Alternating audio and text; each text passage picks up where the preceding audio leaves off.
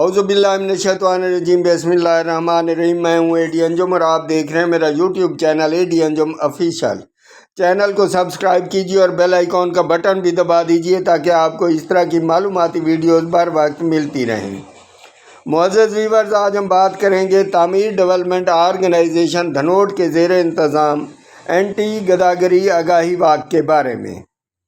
मुअज़्ज़ज़ viewers, तामीर development organisation धनोट के ज़ेर इंतज़ाम कश्मीर चौक धनोट से एंटी गदागरी आगाही वाक़ का इनेकाद किया गया, जिसमें शहरियों, समाजी कारकुनान और सहाफ़ियों की बड़ी तादाद ने शिरकत की, जबकि महकमा सोशल वेलफेयर एंड बैतुल माल लोधरा से सुपरवाइज़र हाफिज़ शकील अहमद ने खसूसी तौर पर शिरकत की।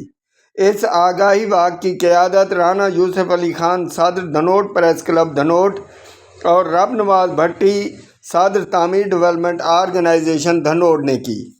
इस मौके पर मुश्तरका खिताब करते हुए मुकर्रिरीन ने कहा कि गदागरी एक संगीन समाजी मसला बनता जा रहा है, जिसके तदारुक के लिए इज्तिमाई कोशिशों की मुश्तरका ज़रूरत है। उन्होंने कहा कि पेशावर गदागरी मुआशरे के लिए नासूर की हैसियत अख्तियार कर चुकी है, जिसकी आड़ में जराइम पेशा अनासर भी सरगर्म हो जाते हैं। शहरियों को चाहिए कि वो सड़कों पर और बाज़ारों में पेशावर भिखारियों को भीख देने की बजाय मुस्तहक अफराद की मदद करें। आखिर में शुरका ने इस आज़म का इजहार किया कि मुआशरे को गदागरी जैसे नासूर से पाक करने के लिए आगाही मुहिम का सिलसिला जारी रखा जाएगा।